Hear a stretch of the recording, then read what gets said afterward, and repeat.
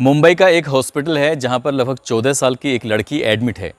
उस लड़की के इलाज के लिए लेडी डॉक्टर, पूछताछ के लिए तो लेडी पुलिस अधिकारी, साफ़ सफाई करने जाएगा तो लेडीज़ डिपार्टमेंट से ही कोई जाएगा। यानी कि उस कमरे के अंदर एंट्री है तो सिर्फ महिला की, लेडीज़ की। इसके अलावा कोई भी व्यक्ति पुरुष नाम से ना तो कोई वहाँ एंट्री होगी, ना ही पुरुष का नाम वहाँ लिया जाएगा। दरअसल वो लड़की पुरुष नाम से इतना भयभीत है, इतनी डरी हुई है कि नाम सामने आते ही लड़की की सांसें ज़ोर ज़ोर से चलने लगती हैं। उसे देखकर ऐसा लगने लगता है जैसे कि वो मर जाएगी। 11 सितंबर की शाम 5 बजे तक भी वो लड़की ज़िंदगी की जंग लड़ रही थी और सांसें उसकी ऐसे ही चल रही हैं। उसे वाकई बहुत सारी प्रार्थना की ज़रूरत है। वो लड़की दिल्ली की निर्भया से कम नहीं, क्योंकि उसके साथ भी कुछ ऐसा ही हुआ है, बल्कि उससे ज़्यादा कहें तो कम नहीं होगा। आदाब, नमस्कार, सत श्री अकाल। मैं उस्मान सैफ़ी। आज की जो ये सच्ची घटना मैं आपको सुनाने जा रहा हूँ, ये सच्ची घटना है महाराष्ट्र के पुणे शहर की। दरअसल यहाँ का एक थाना है बनवाड़ी, और इसी थाने क्षेत्र में रहने वाली एक लड़की जिसकी उम्र 14 साल है। उसके माता और उसके पिता किसी नर्सरी में नौकरी करते हैं, काम करते हैं, पेड़ पौधों की रखवाली उनको तैयार करते हैं। ये 31 अगस्त की रात 10 बजे के आसपास की वारदात है। ये लड़की अपने एक दोस्त से मिलने के लिए पुणे के रेलवे स्टेशन पर पहुंच जाती है। वहां जाकर उस लड़के का इंतज़ार कर रही थी। रात के 10 बज चुके थे, मगर उसका दोस्त नहीं आया, जिसको लेकर वो परेशान होने लगी। अचानक ही उस लड़की पर एक ऑटो वाले की नज़र पड़ जाती है, और जैसे ही ऑटो वाले की नज़र पड़ती है, ऑटो वाला उससे पूछता है कि तुम क्यों रो रही हो, क्यों परेशान हो, क्या मैं तुम्हारी कोई मदद कर सकता हूँ। तो लड़की को एक सहारे की ज़रूरत थी। उसे लगा कि शायद ये जो व्यक्ति है, लगभग जिसकी उम्र 30 साल थी, उसने अपनी उस दास्तां को सुना दिया, बता दिया, और कहा कि वो अपने घर वालों की बिना मर्ज़ी के यहाँ रेलवे स्टेशन पर अपने दोस्त से मिलने के लिए आई थी। दोस्त नहीं आया, इसलिए वो परेशान है। इतना सुनने के बाद वो ऑटो वाला वहाँ से चला जाता है, और करीब 10 मिनट के बाद फिर वापस लौट कर आता है। उसने कहा कि जिसका तुम इंतज़ार कर रही थी, दरअसल वो लड़का बाहर खड़ा हुआ है और वो यहाँ आना नहीं चाहता। वो शर्मिंदा है अपनी किए पर, जो लेट हो गया है, इसलिए मेरे साथ चलो और मैं तुम्हें उससे मिला दूँगा। लड़की क्योंकि रो रही थी काफ़ी देर से, उसके पास ना पीने के लिए पानी था, ना वहाँ आसपास उसे पानी की सूद थी। उसने उस ऑटो ड्राइवर ने उसको एक बोतल दे दी और उसने पानी पी लिया। दोनों साथ साथ बाहर तक चल रहे थे। अचानक से लड़की को चक्कर आने लगते हैं और वो गश खाकर इससे पहले गिरती, वो लड़का उसे ऑटो तक लेके पहुंच जाता है और उसके बाद उसे जंगल की ओर ले जाता है, जहां ले जाने के बाद उसके साथ बलात्कार करता है। कई घंटे तक उसे अपने साथ रखता है। वो 14 साल की लड़की, उसे कुछ होश नहीं था क्योंकि वो नशे में थी। उसे पानी के रूप में कुछ नशीला पदार्थ पिलाया गया था। इसके बाद जब 2 या 3 घंटे बीत जाते हैं, वो ऑटो ड्राइवर एक लॉज में लेके जाता है। वो एक छोटा सा होटल होता है। उस होटल में जब लेके जाता है तो वहाँ पर पहले से ही कुछ लड़के, कुछ और युवक इंतज़ार कर रहे थे। लड़की एक कमरे में जाती है। 31 अगस्त की रात 10 बजे ये वाक़या शुरू होता है, और उसके बाद होटल में जाने के बाद, लॉज में जाने के बाद, उस लड़की को अंदर कमरे में बंद कर दिया जाता है और उसके पूरे कपड़े उतार दिए जाते हैं। यानी कि उसके बदन पर एक भी कपड़ा नहीं था। अब वो लड़की शर्मा रही है, परेशान है, और उसके साथ पहले ही बलात्कार हो चुका है। धीरे धीरे उसे होश आता है। तब तक उसके साथ लगभग 12 लड़के बारी बारी से रेप कर चुके थे। दिन निकल आता है और दिन भर यही काम चलता रहता है। एक के बाद एक लड़का आता रहता है और ये सिलसिला लगातार चलता रहता है। शाम हो जाती है, यानी कि इस कमरे के अंदर वो लड़की लगभग 24 घंटे तक रहती है, और वो 12 लड़के 24 घंटे तक उसके साथ बलात्कार पर बलात्कार करते रहते हैं। वो भूख से, प्यास से तड़पती रहती है।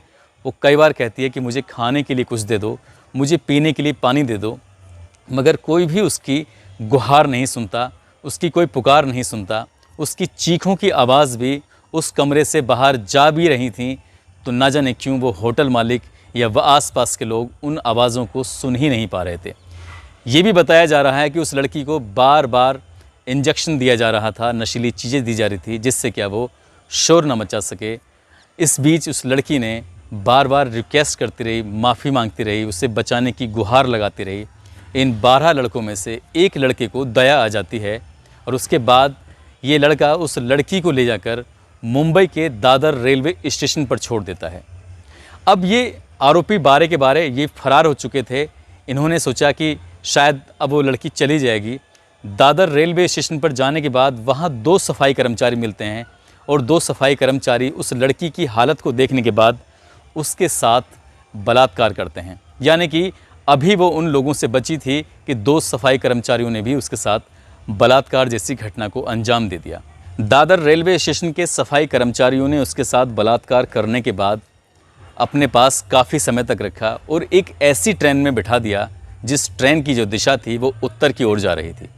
कई सौ किलोमीटर का सफ़र करते करते लड़की चंडीगढ़ पहुंच जाती है।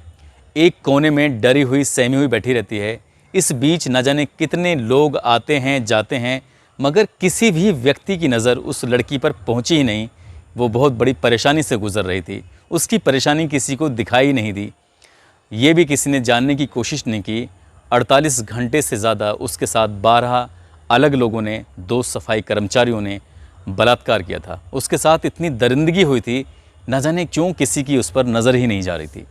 जैसे ही ट्रेन चंडीगढ़ में जाकर रुकती है, एक जीआरपी का पुलिसकर्मी उधर से निकल रहा था। अचानक उस लड़की को देखकर पल भर में समझ जाता है कि कुछ तो गड़बड़ है इसके साथ। वो उस लड़की से कहता है कि तुम परेशान हो, मैं तुम्हारी कुछ मदद कर सकता हूँ। मगर वो लड़की पुरुष जाति के नाम से डरी हुई थी, घबराई हुई थी, क्योंकि वर्दी में भी तो एक पुरुष ही था। उसे लग रहा था कि हो ना हो ये भी उसे ले जाकर उसके साथ बलात्कार करेगा। उस लड़की चंडीगढ़ उतर जाती है क्योंकि उस ट्रेन का लास्ट स्टॉपेज जो था वो चंडीगढ़ ही था। अब वो रेलवे स्टेशन पर उतर जाती है और डरी सहमी एक जगह बैठी होती है।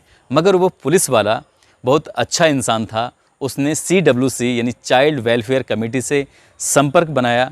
वहाँ की एक महिला अधिकारी तत्काल मौके पर पहुँची, उस लड़की को खाना खिलाया, उसे अपने पास बिठाया और घंटों तक उसको दुलारती रही, पुचकारती रही। एक माँ की भूमिका में उस महिला अधिकारी ने उसका कुछ ही घंटों में दिल जीत लिया।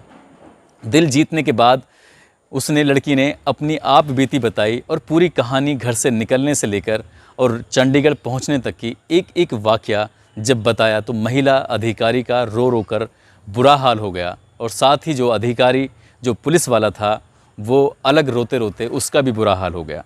बात रोने वाली भी थी। ये किसी भी बेटी के साथ, किसी भी बहन के साथ इतनी भयानक वारदात अगर होती है तो शायद आंसुओं के अलावा और कुछ निकलेगा ही नहीं। निकलेगा तो उन दरिंदों के लिए बद्दुआएं या फिर कानून से सख्त कार्रवाई की मांग की गुहार निकलेगी। उधर जब लड़की अपने घर से अचानक से गायब हो जाती है तो उसके माँ बाप, जो कि बहुत ज़्यादा पढ़े लिखे नहीं थे, उन्होंने वहीं बनवाड़ी थाने में जाकर अपनी बेटी की गुमशुदगी दर्ज कराई। लेकिन पुलिस यहाँ की भी बाकी बहुत अच्छी थी। बनवाड़ी थाने की पुलिस ने आसपास के लोगों से पूछताछ की और धीरे धीरे उसके बारे में जानने की कोशिश की। उसका जो मोबाइल नंबर था उसकी CDR निकलवाई। उस इलाके के जितने भी CCTV कैमरे थे उनके बारे में पता करने की कोशिश की, मगर उस लड़की के बारे में कुछ पता ही नहीं चल रहा था। और पता चलता है तो उसके बाद पुलिस ने बड़े ही गंभीरता से, बड़ी ही शालीनता से इस मामले की बहुत ही खूबसूरती से जांच की है। यानी कि इस पूरी कहानी में पुलिस की जितनी तारीफ़ की जाए उतनी ही कम है। जैसे ही चंडीगढ़ की पुलिस बानवाड़ी पुलिस से कांटेक्ट करती है तो उसके बाद यहाँ से उस लड़की को हवाई जहाज़ के माध्यम से मुंबई लाया जाता है और मुंबई लाने के बाद उसको हॉस्पिटल में एडमिट कराया जाता है।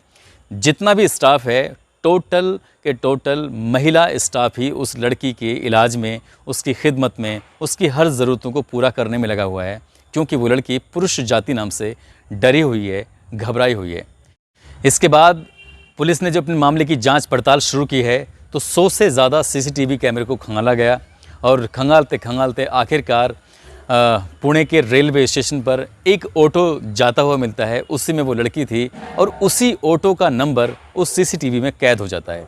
पुलिस ने उस आरोपी को, जिसकी उम्र लगभग 30 साल थी, उसको गिरफ्तार किया, उसको पकड़ा और एक एक करके जितने भी लोग थे, यानी कि 12 के 12 लोगों को पकड़ा। उसके बाद इस लड़की ने जो बताया था, अपना बयान दिया था दादर रेलवे स्टेशन का, उन दोनों सफाई कर्मचारियों को भी पकड़ा। फिलहाल पुलिस ने अभी तक इस मामले में 16 आरोपियों की गिरफ्तारी की है, जो इस केस से सीधे सीधे तौर पर जुड़े हुए हैं।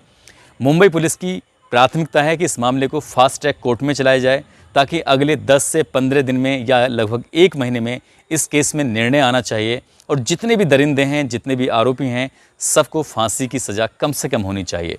मैं सैल्यूट करता हूं उस पुलिस को जो जीआरपी पुलिस का सिपाही था, और मैं उस सैल्यूट करता हूं उस महिला को जिसने इस लड़की का दिल जीता, जिसने उन लोगों को हॉस्पिटल तक पहुंचाया। और मैं सैल्यूट करता हूं उस पुलिस को जिसने इस मामले को महज 5 या 6 दिन में ही खोलकर सबके सामने रख दिया। ये कहानी आपको ज़्यादा न्यूज़ चैनल पर या फिर ज़्यादा अखबारों में देखने को नहीं मिलेगी, क्योंकि मीडिया की जो जिम्मेदारियां होती हैं वो कम पूरी कर रही है।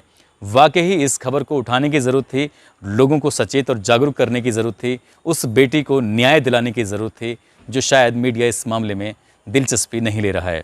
इस कहानी को सुनाने का उद्देश्य भी किसी को परेशान करना नहीं है, किसी का दिल दुखाना नहीं है, बल्कि आपको सचेत करना है, आपको जागरूक करना है। आप जहाँ भी रहें अपना ख्याल रखें, सुरक्षित रहें। जय हिंद, जय भारत।